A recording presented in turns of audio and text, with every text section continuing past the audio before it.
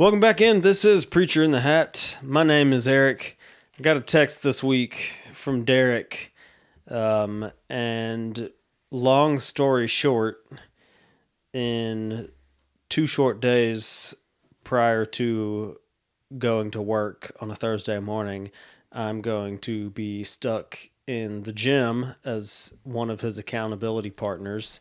And I say that because he's the one who, it was his idea, but I need the gym just as badly as he does. So we are taking guesses. We don't bet on this show. So you know, We don't want to be banned for life. yeah, right. But so we're not taking bets, but we are taking guesses on how long you think Derek and I will last in the gym. Don't know if we have any thoughts on that. So how often are you going to do it? I mean, what's the goal? That'll determine my answer. What do you mean how long we're going to do it? You mean like how long we're going to stick with it, or the first day we go in, how long it'll last? I was just saying how long we stick with it. Well, the goal is forever. Yeah. How many times a week? 3 times a week. 3 times a week. Okay. 3 times a week, early morning. Yeah. So we will be. I've done the gym a couple of times before, had good runs with it. This will be my first go at something like that now, having kids at the house, which kind of changes. I was going to say, tightens up your schedule a little bit. Yeah, I was talking with somebody today, and I have not done it I haven't regularly done a gym routine in 5 years, and so at least 5 years, I think it was. More than that, because we did a running routine after we stopped our last. That's true. So, but any type of like physical exercise routine. So I had kids started having kids in 2019. Then the pandemic hit and nobody did anything. And, we would go on walks and stuff with the baby, but it's been, it's been way too long. But in between all that stuff, I'm figuring consistently. Really no I think consistently you'll probably do it for about 6 months, and then we'll reevaluate. Then if you consistently do it for 6 months, I think probably you'll do it for 6 months. I think if you can make it 6 months, then it starts to become Pretty like good to me. habit. I feel like if I get to 6 months, then it's going to be pretty habitual. It'll be close to the end of the year, so. Yeah, you finish out 2024. The key is not getting into any 2 to 3 week periods where you just the house gets slammed with sickness, coupled by a vacation, and then before you know it, it's been a month and you've been in and you're completely It's also out. critical to not hit the ground running too hard, which I have had issues with in the past. Just going all out on from day one. one. And then you wake up 2 days after that, barely able to And move. you're like, guys, I need a recovery day. This isn't gonna, gonna work.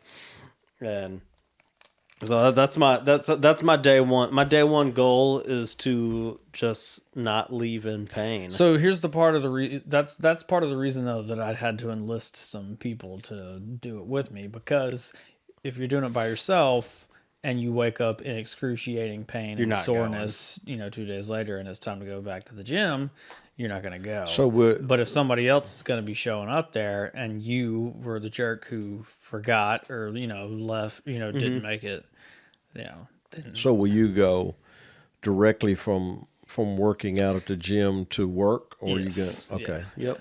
Your chances of surviving it are much better. Yeah. If you do it that way. If you were to say you're going to go back home and then go to work, I wouldn't give you a month. No, they got. I'm not crazy about the aspect of showering at a gym. Well, some of these are pretty good. but yeah, they're all it's pretty nice now. So Yeah. I'll get that set up. Bought me a new gym bag, duffel bag, whatever they call it. Got one of those. Probably need to do that myself. But our friend of the show, Justin Castle, will be joining us. So, Yeah, good. put him on the board. Yes, put that on record for accountability. yeah. Y'all ask him if you know Justin. Ask him how the gym's been going. I'll be glad to. Yeah. I'll be glad to. Yeah. I remember, like when one of the first times doing that, like, because in high school they forced, we played sports, and so they forced the gym on you, so you didn't really need a routine. And then, but it's like kind of like you said, if I'm getting up, if I'm supposed to get up off the couch in the afternoon to go do it and then come back home, it's just like, man, the likelihood of sticking with that is just so. I'll say this: my wife has been doing her stuff for the last few months, and she goes at night, and she is able to. That works for her. That's some discipline. It is. Yeah. Well, I would say this as one who's been in and out of the gym all most of my adult life, sometimes Mostly out. Mostly. Well, I don't know if that's quite fair, I mean, but that's me. Yeah, I was gonna say. as one, turn it but around. what I'm It's the saying same is thing. the longevity. The times I've had some longevity, this has happened. Is I quit trying to do a routine that I thought was going to give me the most bang for my buck, and I did a routine I enjoy. Find a routine that you enjoy, and you're more likely to go back. And what I hear mean that. by that, I don't mean you have to enjoy everything you do, or that you don't push yourself. But if I don't find it satisfying, and if I come out of there like, if I come out like that, I'm not going to keep that routine long. Oh, see, I I'm need just to not. feel it a little bit. Well, I do too, but I don't need to come out like somebody beat me upside my head or something. You know what I'm saying? Or Okay. whip me with a switch. I don't think Derek's going to let me do bicep curls with fives. So No. Yeah, you're gonna have to go I'm a little not bit talking harder about than that. I push myself in terms So of if you're out there and you got a cool gym routine that you like, that's not just like going absolutely crazy, hit us up, leave it in the comments. Let us know. Don't what say we should be doing. CrossFit. Yeah, So we're not doing that. We're not doing CrossFit. No, that's not what I'm happening. talking about, or Iron Man or something like that. No, I mean, no, come we're on. not to that level. Iron Tribe or whatever it is. Yeah. I know what people are thinking though. Like, if you think this is, they're like, all right, here we go. Here's the podcast on discipline. Here's the episode Yeah, on discipline. no, That's actually We already did that one. It's not. So let's screech the tires right here. So where are we And going with this? That's I what want to know wanna if this is probably aimed more for Derek. I want to know if you remember or are familiar with. I think it was probably one of the early on VeggieTales episodes. Yes, that definitely was a tire screech. the boogeyman. God is bigger than the boogeyman. Yeah, Where's God When I'm Scared? I think was the episode. Oh, The name of the song? No, that's what I remember. Name of the song, yeah, God is Bigger Than the Boogeyman. Yeah, that's a clutch one. Nate is has been at times, we kind of cycle through songs we're listening to or whatever, has been when that one is like in the rotation, he's a big fan of God is Bigger Than the Boogeyman. And let me tell you, that sucker is catchy. Yeah, it is. so he's moved on from Do Lord, oh do remember me. I still sing Do Lord. We still sing Do Lord every single night. Oh, is that right? Yeah. Oh, really? I hadn't heard him sing it for a long Sadie time. requests it now. That's pretty cool. Yeah, Sadie requests Yeah, it. there's What a something about song. that age, that 2-year-old age, where they like Do Lord. I don't know. It is, I yeah. suspect it's into it. But it's one of the. I mean, there's so many good episodes of VeggieTales for those of you who are familiar and not familiar. And if you have kids and you're not familiar, please get familiar because your kids will love it. That's right. And way past, my kids are 4 and 2, and they'll love VeggieTales way past the ages of 4 and 2. And it's tolerable as an adult. Yes. It's not grating on your nerves. Yeah, so. yeah, it's very tolerable as adults. And in fact, a lot of their underlying lessons you don't, being a young kid, you don't pick up on. Yeah. A lot of times it's the adults that pick up on that stuff. Well, I know your sister, your younger, the youngest sister. She did a seminar and was facilitating a seminar recently. She used a VeggieTale clip, if I remember correctly. Yeah, did she she? used I mean, so you guys still have flashbacks on it, and still use it into your 30s and 40s. She used the one where Larry's talking to his psychiatrist about That's right, his right. obsession with his lips. Yeah. That one's that one's one of the silly songs Yeah. with Yeah, Larry. that's right. So That's right. didn't quite have the Theological biblical depth. tie. No, to it doesn't. Yeah. A lot of their stuff has the biblical, or most of The silly songs don't. the silly songs, are just completely wide open. Yeah. The song about cheeseburgers, Yeah. all kinds of crazy stuff. So we're talking about the one though. It says when you're scared. Where's God? Where's when God When I'm Scared is the name of the episode. Where's God When I'm and Scared? so Junior Asparagus, bad dream, sees something scary on TV, Okay. and then he's trying to go to bed at night, having a tough time. Yeah. That's where it's all centered around. And so, ultimately comes out the other end realizing that God's bigger than the stuff that scares me on TV. He's got all of it under control. There's nothing for me to be frightened about or worried about because he's taking care of me. So that's the gist of the episode. And Where were Veggie Tales when I was growing up? Because I could have used it. Because I was scared to listen to the news during the Vietnam War because it scared me. Just the sound of gunshots. Now, we didn't have television, but just the sound of gunshots would scare me. So you would talk about a scared sound kid. of gunshots. That was me. I was going to say, as a kid, They, in fact, my parents, we stopped listening to it because it was just too disconcerting. And of course, the war, that's serious business. I mean, and that was a scene across the board is an awful thing. And when it came into your kitchen or living room every night by way of just sound was bad enough. you want to know what I was scared of as a little kid? What? Being in a car that might run out of gas. Oh, I remember that. Apparently, because and your brother was right next to you. I don't remember that fear. I had it. I don't know why. I have absolutely no idea why. Well, you guys would almost. I mean, you would crawl all over me if the gas was even close to empty. I mean, talk about something that is not scary at all. Well, you were 3 years really. old. You were like that. Although you and I did have a terrifying experience with running out of gas. Near later in life. deadly. It's not terrifying. Where was that? So, in Birmingham, they call it Malfunction Junction. Oh, wow. And that's where we. All right.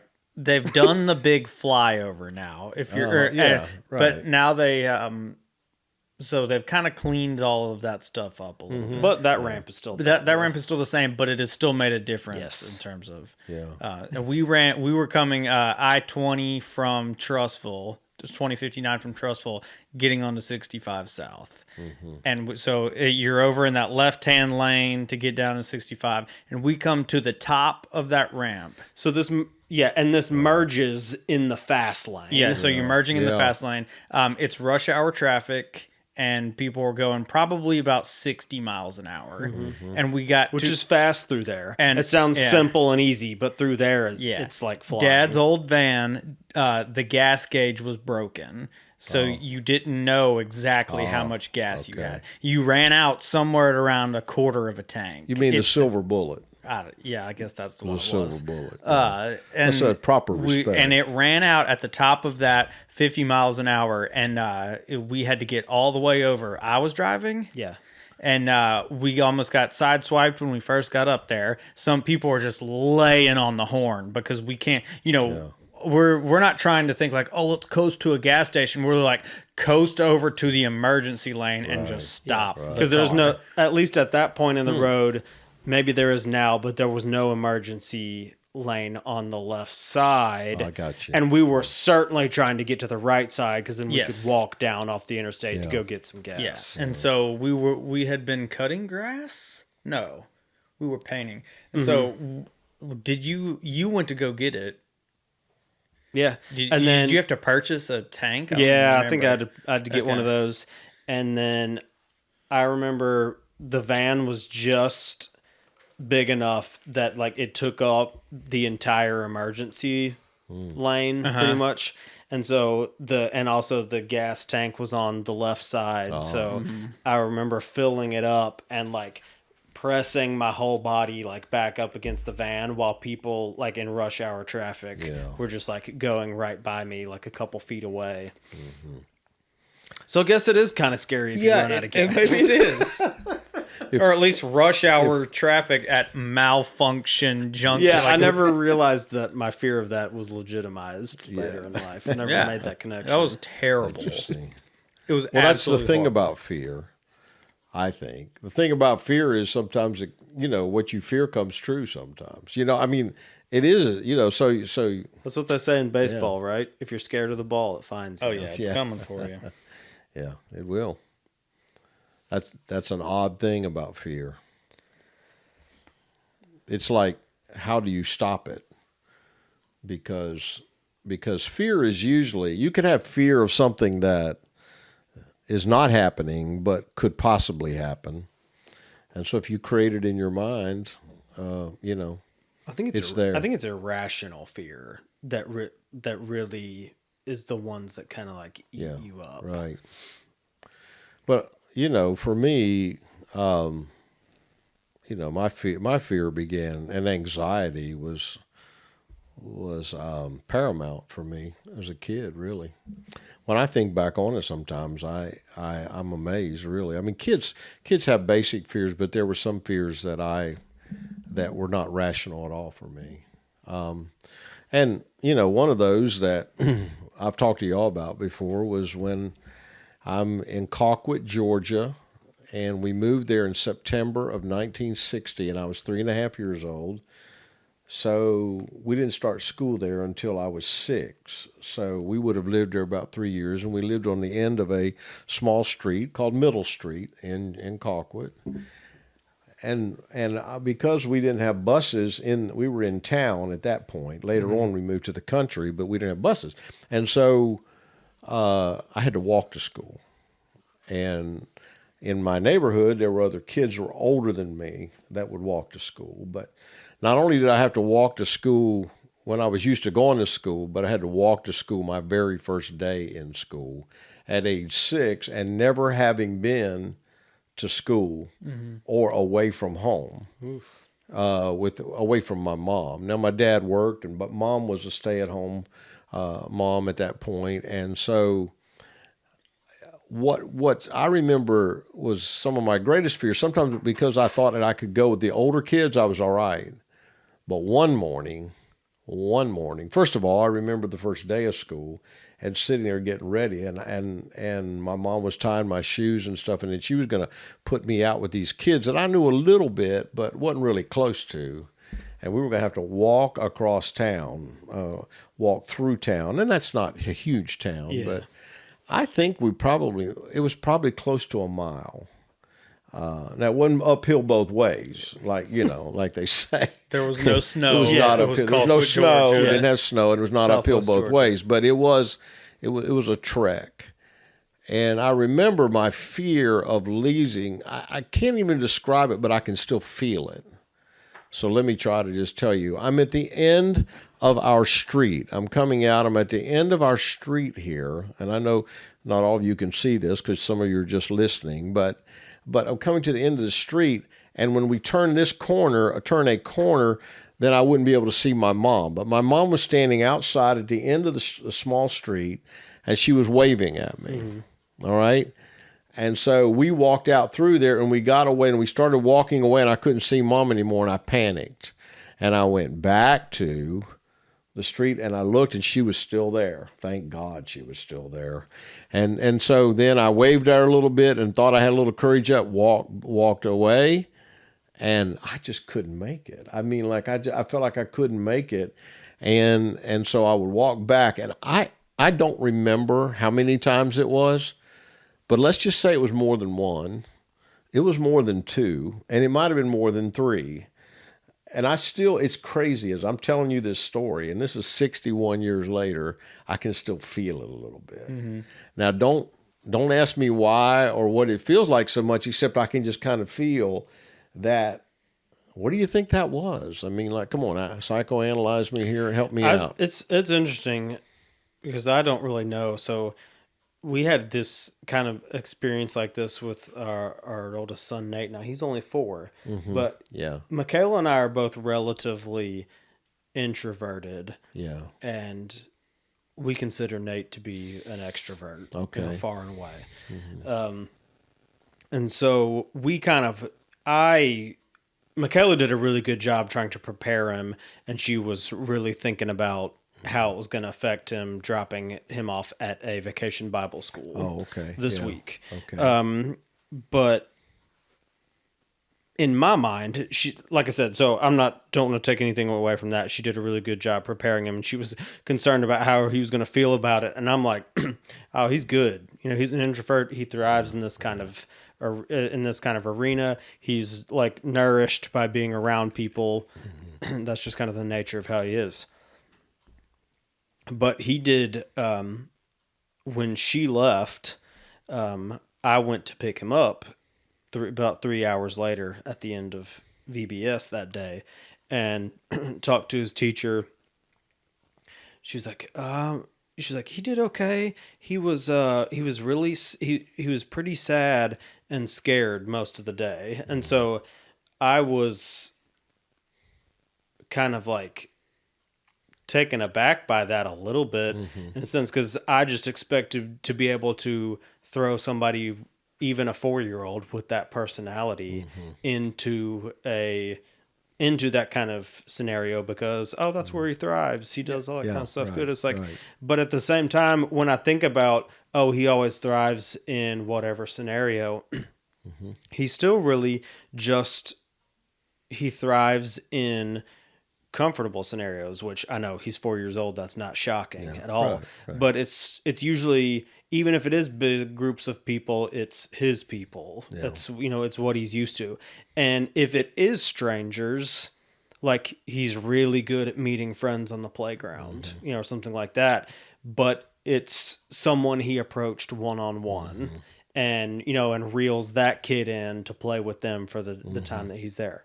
In this scenario, he gets walked into a church building, walked to a class, and it's teachers, a couple of teachers he doesn't know, and a whole group of kids he doesn't know. Yeah. And it was just like this overwhelming feeling, I suppose, that he was not ready for. Yeah. And there's something there that, despite, that's the kind of scenario this type of person really likes, I would consider you the same way. Yeah, like correct. walking to school in the morning, like, someone with your personality. With friends. Yeah, with people around, good to go, But there's something about leaving behind what and not just a comfort zone, but like a secure zone, and stepping out of that, because I think it's almost unfair to say stepping out of your comfort zone, because it's not just, like I said, Nate doesn't have a problem stepping out of his comfort zone, but as soon as there's like security gone, not just comfort gone, but like, now I feel totally I think secure. It breaks you down differently. Yeah. It takes me back to our talk about attachments. Really, just while we're talking about it, it takes me right back to that. You see, if I'm going to somewhere where I have attachments, I don't worry about moving away from somewhere where I have attachment. But if I don't have attachment in the new place or the new people, then so case in point, I think 3 years earlier when we were moving to Georgia, and I've mentioned this on a podcast before, I think, is we got separated. My dad and uncle and I got separated from my mom, my aunt, and my sister. And we didn't know I did not know where my mama was. I was 3.5 years old, and I was in a motel room, and we were trying to figure out where my mom was. I sometimes wonder if that event, 3 years earlier before this event, going to school, sometimes, so that fear, I think, has links sometimes. In other words, if a situation looks a little bit uncertain, and it reminds me, so in a sense, it felt like I wasn't gonna be able to be connected to my mom if I went to school. You know what I'm saying? Which was the same thing when I was coming in that trip down from Pennsylvania. I was not connected to my mom, and so there was a lot of anxiety. In fact, I had asthma as a kid after I got to Georgia. And the doctors later said that they thought that I outgrew it. I think what I outgrew was my anxiety and my fear. as I got older, because when I would get in tight situations is when I had asthma. In other words, when I get emotionally tight situations. So fear, where is God when you're scared? All right. I didn't know. As a kid, I didn't know where he was. And I think maybe, even though my parents taught me about God and lived a life of God, I'm not sure that there was a lot of talk about how my attachment to God could help me when I was fearful. I don't think I knew that early on. And it followed me up my life into adulthood at times. Where's God when it's scared? I honestly don't know if I knew, and I'm not sure. I'm not sure when exactly that changed for me. Although I know it did, not just gradually, but sometimes almost instantaneously. But it led to other kinds of fears too. Like we were talking about you guys, about the boys being born. And, you've heard the story. I've done it publicly over and over again. One of the things I dealt with after you all were born was that I thought I was fearful, not in a, fearful kind of way, but I thought that I would never live long enough to see you guys grow up. I really didn't. And so even to that point, I think, then I had some encounters with God after you were born. I prayed through some of that, and I saw some of the lies that were surrounding, because one of the lies that surrounds fear is I'm all alone. Mm-hmm. I'm all alone. Even if you're an extrovert, if you don't feel attachment to the people you're right with, I'm all alone. If you don't feel attachment to God in that moment, you're all alone.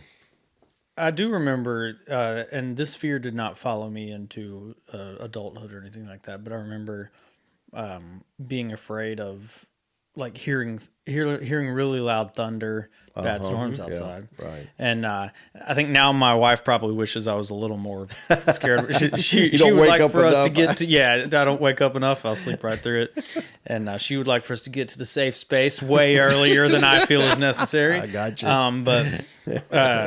But I do remember laying on our house out in Center Point. I remember laying on we had like blue couches on. Yeah, in the living room. Yeah, and it was dark, whatever. And I just remember, it's 6 o'clock, right? Maybe it was, or 7 o'clock. I don't know. It just got dark outside. But I just remember laying on one of those couches, curled up in the tightest ball I could possibly be, with a blanket over me, just like terrified. While it was thundering? Yeah. But everyone else is, doing around the house, doing whatever, because it's not night. I mean, it's not bedtime yet. But anyways, but I've seen that with Isaac as well. He does not like, he doesn't panic, but he doesn't want to be by himself. Yeah, right. And that is, we did have to, for a while, when he was younger, he would always want to sleep with mom and dad's bed. And, we wanted to make sure that wasn't something that he continued to do every night. And so we made sure that didn't happen, but there's one exception that we do have for him is if it's really loud lightning or thunder and he wants to come and sleep in our bed, he can sleep in our bed. And it's instant. I mean, he goes from dad, it's storming. Okay, get in bed in the middle.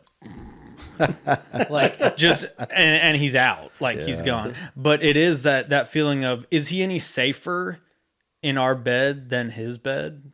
Physically, no. He's not safer in our bed. He's just as safe in his bed, but he's not alone when he comes to ours. And so much of fear is not battling maybe what you need to overcome. It's like we talked about. It's who we need. I wonder if the opposite of fear. Right? Chris? I think. Could you he's rewind on that? He's liking it. I don't know. He's shaking his head. Do we need to say it again, Chris? Do we need to say it again? Does he need to say it again? Say it again. He'll dub it back over. Yeah. In post. So I used to think that the opposite of fear was courage. Or the antidote. I'm sorry. The antidote for fear was courage. But I have for many years now thought the antidote for fear is comfort. comfort is what Isaac feels when he crawls up in that bed with you, I'm pretty sure.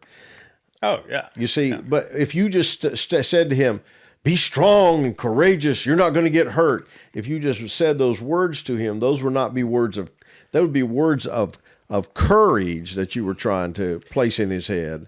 But in that moment, the antidote for fear is comfort. I remember somewhat recently, I was dealing with something. I hesitate to even say medically, but it's just it's wild what the enemy will do with fear. That's right. And it was really just digestive. So I won't go any further than that. But it started with something simple, and I kept it to myself, and it started morphing in my mind until eventually it's scared. It didn't just own me all the time. I wasn't just couldn't do anything, but eventually one time, but always, by myself, working from home by myself or whatever. And eventually one day I was like, I've had enough of the thoughts about this, whatever, that kind of thing. I'm going to go tell Michaela, and I'm going to I want her to set me up with a doctor's appointment, whatever this kind of thing. And so I told her, and I remember a couple things happened. The first was that she prayed for me, and I felt a massive weight lift off of my body as she prayed, so much so that I'm broken down crying while she prayed, which considering the condition, I put that in quotes, probably seemed really ridiculous, but I needed that from her. And then two things, she told me, she's like, you have to start taking a probiotic.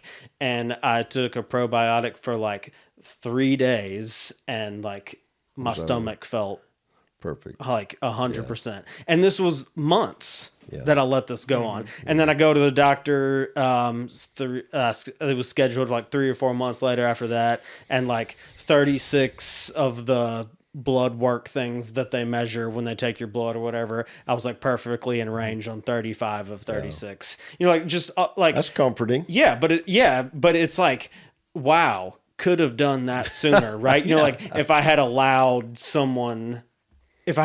myself to not be alone that whole time. And there's times where I think the courage thing is important. You talked about comfort versus courage. There are times where I think we need you want to focus on, there are things that you have to get through, and you have to be courageous to get through those things. But there's not really a benefit in my mind in the situation like Isaac sleeping through a storm. There's not really a benefit in telling him, get to your bed and go gut it out. You know what I'm saying? I agree. And that's the same thing for you. It's you needed somebody to just be like, hey, go take a probiotic and let me pray for you. Suck it up, dude. Yeah, right. Yeah, gut it out, right? Yeah, and you need somebody said, let me pray for you. Eric, in life, trials and tribulations are going to come. And no, take a pill and let me pray for you. Let's have a prayer. Well, I'll tell you what, the best words of comfort I ever got was when I was in my 40s, and I had lived with this fear of thought that I was going to die early. And so much so that every time I went to the doctor, my blood pressure would be sky high and so forth. And finally I got so tired of it. I said, God, I have got to get some resolution about this, because I had this fear of being scared, of going to the doctor, scared that something's going to happen to me, and so forth. And it was in that moment that I'm in prayer with your mom, and your mom's praying with me. And I said, take me back to the first time I've had this feeling that I have. And I was about to go to the doctor just for a regular checkup. And he took me back to when I was 6 years old in the back seat of a blue Chevrolet. My mama was driving, and she was rushing me to the hospital, which never happened back in those days. Never. Unless, you were really, really in bad shape. You didn't go because of a cold. You didn't go because of respiratory problems. You just, I mean, and she took me. My fever was 106 degrees. Yep, that's worth it. And so she was rushing me. Dad was at work. And in my mind, in my 40-year-old mind, I'm remembering that incident. And so I said, God, in that moment, what does a 6-year-old or 5.5, 6-year-old think when your fever's 106, your mom's rushing to the hospital? It's easy to think I'm going to die. Mm-hmm. And apparently that's what I thought. Because all my life I thought I was going to die early. I wasn't scared of dying early. I just thought I was going to die early. Thought it was a matter of fact. And sometimes I would have fear about it, but sometimes I wouldn't. I just thought it was a matter of fact.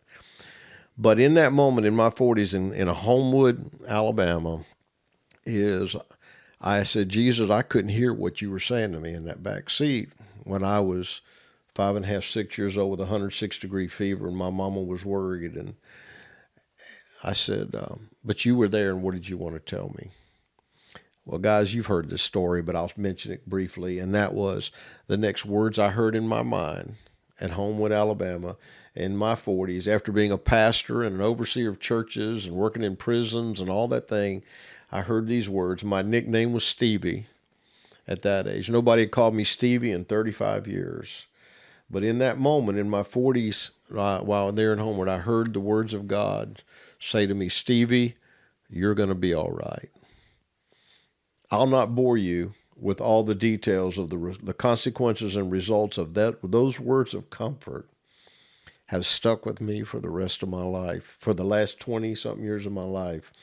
And it is, so here's the comfort, the comforting words, and the awareness that he was there in that moment. And so presence gives me courage. Mm-hmm. Comfort gives me courage. I need courage, but presence and comfort gives me courage. And that has been true for me until now. And guess what? When y'all were 21 years old, I stood up in front of the church and told this story and said, by the way, they're grown, and I'm still here. Now we're even older, and you're still here. Yeah, yes. Now we're definitely older than that, and you're still here. 13 years ago. I think it's fair to say, you know, we talked about the question, you know, just going all the way back to that old title of a VeggieTales episode of Where's God When I'm Scared? And I think where right he there. is right with us. Right with us. Even in addition to that, it's the people he's put around us. That's you know, right. we had, right. I would cap the story with my son Nate about Vacation Bible School yesterday, where he had a rough go of it, and part of it was we had accidentally put him in the wrong class. He went back today, and he was in his class with his best friend, Isaac, and great day. You know, all around great day at Vacation Bible School, and he was, you know, he felt safe again. He had, you know, he had the person that he needed. And I think God has put people like that, like Michaela, you know, in that moment for me, like, you know, Mom in that moment for you, that it's all around. So, if you even maybe you're out there and you feel like you still don't have that, so that's part of maybe that's part of what we're here for. You can go out to preacherinthehat.com or find us on Facebook, Instagram, YouTube. Reach out to us. Let us know if you don't have that. We want to help you find it, because God has never intended for us to do life alone. Right. Because I think we've shared a bunch of examples of why we need other people, because that's one of the great things that he does. He is a comforter. Mm-hmm. Learn from our stories, because our stories point to the one who wrote them. For Derek and Steve, Chris behind the cameras, my name's Eric. This has been Preacher in the Hat. See you next time.